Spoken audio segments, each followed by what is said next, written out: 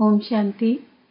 4/12/21 की वाणी है। मीठे बच्चे, देह अभिमान तुम्हें बहुत दुखी करता है, इसलिए देही अभिमानी बनो। देही अभिमानी बनने से ही पापों का बोझा खत्म होगा। प्रश्न: सतयुग में साहूकारी का पद किस आधार पर प्राप्त होता है? उत्तर: साहूकार बनते हैं ज्ञान की धारणा के आधार पर। जो जितना ज्ञान धन धारण करते हैं और दान करते हैं, उतना वह साहूकार पद पाएंगे, एवर वेल्दी बनेंगे। पढ़ाई पढ़नी और पढ़ानी है। बाकी विश्व महाराजन बनने के लिए बहुत रॉयल सर्विस करनी है, सब खामियां निकाल देनी है, पूरा देही अभिमानी बनना है, बड़े धैर्य और गंभीरता से बाप को याद करना है। गीत: धीरज धर मनुआ, तेरे सुख के भरे दिन आएंगे। ओम शांति। यह किसने कहा? बाप ने कहा बच्चों को धीरज धरो। सारी दुनिया को नहीं कहा। भल बच्चे तो सभी हैं, परंतु सब बैठे तो नहीं हैं। बच्चे ही जानते हैं बरोबर यह दुखधाम बदली हो रहा है। सुखधाम के लिए हम पढ़ रहे हैं, वह श्रीमत पर चल रहे हैं। बच्चों को धीरज भी देते हैं। वास्तव में सारी दुनिया को गुप्त धीरज मिल रहा है। तुम समझते हो हम सन्मुख सुनते हैं, सब तो सुनते नहीं। वह बेहद का बाप है, बेहद का दुख हरता सुख करता है, दुख हर कर सुख का रास्ता बताता है। तुमको जब सुख होगा तो दुख का नाम नहीं हो सकता। सुख की दुनिया को सतयुग, दुख की दुनिया को कलयुग कहा जाता है। यह भी बच्चे ही जानते हैं। सतयुग में संपूर्ण सुख है, सो भी 16 कला संपूर्ण। जैसे चंद्रमा भी 16 कला संपूर्ण होता है, फिर कला कम होते होते अमावस पर कितनी छोटी किनारी रह जाती है, प्रायः अंधियारा हो जाता है। 16 कला संपूर्ण तो संपूर्ण सुख भी होगा। कलयुग में है 16 कला अपूर्ण, तो फिर दुख भी होता है। इस सारी दुनिया को माया रूपी ग्रहण लग जाता है। इसलिए बाप कहते हैं, तुम्हारे में जो देह अभिमान है, पहले पहले उनको छोड़ो। यह देह अभिमान तुमको बहुत दुख देता है। आत्म अभिमानी रहो तो बाप को भी याद कर सकेंगे। देह अभिमान में रहने से बाप को याद नहीं कर सकते। यह आधा कल्प का देह अभिमान है। इस अंतिम जन्म में देही अभिमानी बनने से ही एक तो पापों का बोझा खत्म होगा और फिर 16 कला संपूर्ण सतो प्रधान बनेंगे। बहुत देह अभिमान की बात को भी समझते नहीं है। मनुष्य को दुखी करता ही है देह अभिमान, पीछे है और विकार। देही अभिमानी बनने से यह सब विकार छूटते जाएंगे, नहीं तो छूटना मुश्किल है। देह अभिमान की प्रैक्टिस पक्की हो गई है तो अपने को देही अभिमानी समझते ही नहीं। इसमें सब विकार दान देना पड़े। पहले पहले देह अभिमान को छोड़ना है। काम क्रोध आदि सब पीछे आते हैं। तुम्हारा बाप वह है। देह अभिमान के कारण लौकिक बाप को ही बाप समझते आए हैं। अब मुख्य बात है कि हम पावन कैसे बने। पतित दुनिया में है ही सब पतित, पावन कोई हो नहीं सकते। एक बाप ही सबको पावन बनाकर खुशी खुशी से वापस ले जाते हैं। अब तुम बच्चों को तो योग का चिंतन लगा हुआ है, जीते जी मरना है। देह अभिमान तोड़ना माना मरना। हम आत्मा बाबा को याद कर पतित से पावन बन जाएं। यह पावन बनने की युक्ति बाबा ने ही समझाई थी, अब फिर से समझा रहे हैं। कल्प कल्प फिर भी समझाएंगे।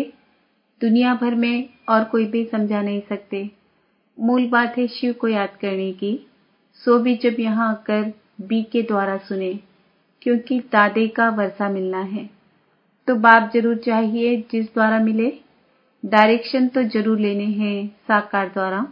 बहुत बच्चे हैं जो समझते हैं हम शिव बाबा से योग लगाएं, ब्रह्मा को छोड़ दें, परंतु शिव बाबा से सुनेंगे कैसे? कहते हैं हमारा ब्रह्मा बाबा के साथ कोई कनेक्शन नहीं है। अच्छा, तुम अपने को आत्मा समझो, शिव बाबा को याद करो, घर जाकर बैठो। परंतु ये जो नॉलेज मिलती है सृष्टि चक्र की, वह कैसे सुनेंगे? यह समझने बिना सिर्फ याद कैसे कर सकेंगे? ज्ञान तो इन द्वारा ही लेना पड़ेगा ना, फिर कभी भी ज्ञान तो मिल नहीं सकता। रोज नई नई बातें बाप द्वारा ही मिलती है। बिना ब्रह्मा और ब्रह्मा कुमारियों के कैसे समझ सकेंगे? यह सब सीखना पड़े। बाप कहते हैं जो घर बैठकर पुरुषार्थ करे कर्मातीत अवस्था को पाने का, तो हो सकता है मुक्ति में जाए, जीवन मुक्ति में न जा सके। ज्ञान धन धारण कर और दान करेंगे तो धनवान बनेंगे, नहीं तो एवर वेल्दी कैसे बनेंगे? मुरली का भी आधार जरूर लेना पड़े। पढ़ाई तो पढ़नी है ना। ऐसे बहुत आएंगे, सिर्फ लक्ष्य लेकर जाएंगे मुक्ति में। तुम सब मनुष्य मात्र को समझाते हो कि तुम सिर्फ बाप को याद करो तो सतो प्रधान पवित्र बन जाएंगे। फिर जब ज्ञान धन लें तब सतयुग में साहूकार बने, नहीं तो मुक्ति में जाकर फिर भक्ति मार्ग के समय आकर भक्ति करेंगे। किसका कल्याण कर नहीं सकेंगे, क्योंकि मनुष्य को देवता बनने के लिए ज्ञान जरूर चाहिए। ज्ञान सुनकर फिर सुनाना भी है। प्रदर्शनी में देखो कितना माथा मारते हैं, फिर भी किसकी बुद्धि में बैठता नहीं है। आत्मा कितनी छोटी बिंदी है, हर आत्मा को अपना अपना पाठ मिला हुआ है, यह तुम अभी जान गए हो। सब मनुष्य मात्र पाठधारी हैं। यह बना बनाया खेल है। पूरी दुनिया का विनाश भी होना है। गाया हुआ है, राम गयो रावण गयो जाको बहु परिवार। कोई भी जाएगा परंतु बच्चों को दुख नहीं हो सकता। तुम जानते हो यह बना बनाया ड्रामा है। सबका विनाश तो होना ही है। किंग क्वीन साधु संत सब मरेंगे, फिर कौन बैठ उनकी मिट्टी उठाएंगे? यह तो किसका नाम बारा करने के लिए करते हैं, परंतु किसकी तकदीर में नहीं है तो अमल नहीं करते। बाबा बहुत कुछ समझाते हैं जिस पर अमल करना चाहिए। बाप का बच्चा बनकर सर्विस नहीं कर सकते। बाप तो है ही कल्याणकारी। कई बच्चे तो बहुतों का और ही अकल्याण करते रहते हैं। जिनकी कुछ भावना भी होती है यहाँ के लिए, उनकी भावना भी उड़ा देते हैं। ऐसे ऐसे विकर्म भी करते हैं। भूतों की प्रविष्टता होती है ना, इसलिए गायन भी है, सतगुरु के निंदक ठोर ना पाए। इसमें बाप दादा दोनों आ जाते हैं। निराकार को तो कोई कुछ कर ना सके, उनको क्या कहेंगे? यह तो भक्ति मार्ग में कह देते थे भगवान ही दुख देते हैं, तो भी अज्ञान के कारण ऐसे समझते थे। अब तो बच्चे जानते हैं अज्ञानवश कितना बाप का तिरस्कार करते हैं। ऐसा कोई नहीं जो तमो प्रधान को सतो प्रधान बनाए, और ही उल्टी मत देते हैं कि परमात्मा सर्वव्यापी है। मनुष्य कितना मूंझ जाते हैं। तब कहते हैं ब्रह्मा के तन में परमात्मा कैसे आ सकता है? फिर किसके तन में आए? कृष्ण के तन में आए, तो फिर ब्रह्मा कुमार कुमारियां कैसे बने? वह तो फिर देवी कुमार कुमारियां बन जाएंगे। ब्राह्मण तो जरूर ब्रह्मा कुमार और कुमारियां होंगे। ब्राह्मणों के बिना तो बाबा कुछ कर ना सके, इसलिए इनका चित्र तो जरूर देना पड़े। यह ब्रह्मा भी ब्राह्मण है। प्रजापिता ब्रह्मा तो चाहिए भारत में। दिन प्रतिदिन ब्रह्मा का साक्षात्कार घर बैठे बहुतों को होता रहता है। वृद्धि होती जाएगी। जिनका पाठ होगा तो फिर बहुत भागेंगे।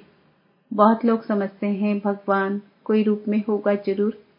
साक्षात्कार भी परमपिता परमात्मा के सिवाय कोई करा नहीं सकता।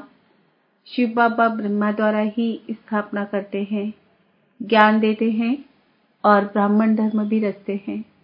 ब्राह्मणों का धर्म जरूर चाहिए, वह है ऊंचते ऊंच। प्रजापिता ब्रह्मा तो बहुत ऊंचा है ना, उनको कहेंगे नेक्स्ट गॉड। सूक्ष्म तन में दूसरा कोई तो है नहीं। ब्रह्मा द्वारा स्थापना होगी बस। ब्रह्मा फिर देवता बन जाते। 84 जन्मों के बाद फिर ब्रह्मा बन जाते हैं। ब्रह्मा सरस्वती सो फिर लक्ष्मी नारायण बनते हैं। ज्ञान ज्ञानेश्वरी फिर राजराजेश्वरी बनती है। ब्रह्मा सो विष्णु, विष्णु सो ब्रह्मा कैसे बने? यह बड़ी फर्स्ट क्लास पॉइंट है। यह ज्ञान एक बाप द्वारा मिलता है। इतने सब ब्राह्मण ब्राह्मणियां हैं। पहले जब कोई ब्राह्मण बने तभी विष्णुपुरी के मालिक देवता बने। ब्रह्मा का दिन, ब्रह्मा की रात मशहूर है ना। अभी है रात। बुद्धि में ज्ञान टपकता हो, अच्छी रीति झोली भरी हुई हो, तब तो उछल आएगी। ज्ञान हो और समझा न सके, यह तो हो ही नहीं सकता। तब ज्ञान किस लिए लेते हैं? लेना है तो दान करना है। दान नहीं करते, आप समान नहीं बना सकते, तो ब्राह्मण ही क्या ठहरा। थर्ड ग्रेड, फर्स्ट ग्रेड ब्राह्मणों का धंधा ही यह है। बाबा रोज बच्चों को समझाते हैं, सर्विस और डिस सर्विस ये बच्चों से ही होता है। अगर सर्विस नहीं कर सकते तो जरूर डिस सर्विस करते होंगे। अच्छे अच्छे बच्चे कहाँ भी जाएंगे तो जरूर सर्विस ही करेंगे। जब ज्ञान कंप्लीट हो जाएगा तो कोई अनन्य बच्चों से भूल नहीं होगी, तब ही माला के दाने बनेंगे। मुख्य है 8 दाने। इम्तिहान भी बड़ा भारी है ना। बड़े इम्तिहान में हमेशा थोड़े पास होते हैं, क्योंकि गवर्नमेंट को फिर नौकरी देनी पड़ती है। बाबा को भी विश्व का मालिक बनाना पड़े, इसलिए थोड़े ही पास होते हैं। प्रजा तो लाखों हो जाती है, इसलिए बाबा पूछते हैं, महाराजा बनेंगे या प्रजा में साहूकार बनेंगे या गरीब बनेंगे? बोलो क्या बनेंगे? महाराजाओं के पास दास दासियां तो बहुत होती है, जो फिर दहेज में भी देते हैं। पुरुषार्थ कर अच्छा पद पाना चाहिए। ऐसा होशियार बनना चाहिए जो सब कोई बुलावे। अक्सर करके कईयों को बुलाते हैं, यह तो जानते हो ना। बाकी जिनमें लक्षण नहीं उनको तो कभी कोई बुलाते ही नहीं है, परंतु खुद थोड़े ही जानते हैं कि हम थर्ड क्लास हैं। कोई तो सर्विसेबल है, जहां तहां सर्विस पर भागते हैं। नौकरी का भी ख्याल नहीं कर सर्विस पर भागते हैं। कोई तो नौकरी नहीं होते भी सर्विस नहीं करते, शौक नहीं। तकदीर में नहीं है या ग्रहचारी है। सर्विस तो बहुत है, मेहनत भी लगती है, थक भी जाते हैं, समझाते समझाते गले भी घुट जाते हैं। ऐसे तो थर्ड क्लास वालों का भी गला घुट जाता है। इसका मतलब यह नहीं कि उन्होंने बहुत अच्छी सर्विस की। बाबा जानते हैं अच्छी रॉयल सर्विस करने वाले कौन हैं, परंतु कईयों में खामियां भी रहती है। नाम रूप में फंसते रहते हैं, फिर शिक्षा देकर सुधारा जाता है। नाम रूप में कभी नहीं फंसना चाहिए। देही अभिमानी बनना है। आत्मा छोटी बिंदी है, बाप भी बिंदी है। अपने को छोटी बिंदी समझ और बाबा को याद करना बहुत मेहनत है। मोटे हिसाब में तो कह देते, शिव बाबा हम आपको बहुत याद करते हैं, परंतु एक्यूरेट बुद्धि में याद रहनी चाहिए। बड़ा धैर्य व गंभीरता से याद करना होता है। इस रीति कोई मुश्किल याद करते हैं, इसमें बहुत मेहनत है। अच्छा, मीठे मीठे सिकिलदे बच्चों प्रति माता पिता बाप दादा का याद प्यार और गुड मॉर्निंग। रूहानी बाप की रूहानी बच्चों को नमस्ते। हम रूहानी बच्चों की रूहानी बाप दादा को याद प्यार गुड मॉर्निंग नमस्ते ओम शांति। धारणा के लिए मुख्य सार, अपनी झोली ज्ञान रत्नों से भरपूर कर दान करना है। इसी धंधे में बिजी रह फर्स्ट क्लास ब्राह्मण बनना है। कल्याणकारी बाप के बच्चे हैं, इसलिए सबका कल्याण करना है। किसी की भावना को तोड़ना, उल्टी मत देना, यह अकल्याण का कर्तव्य कभी नहीं करना है। वरदान है, आत्मिक उन्नति के साधन द्वारा सर्व परिस्थितियों पर विजय प्राप्त करने वाले अकाल मूर्त भव।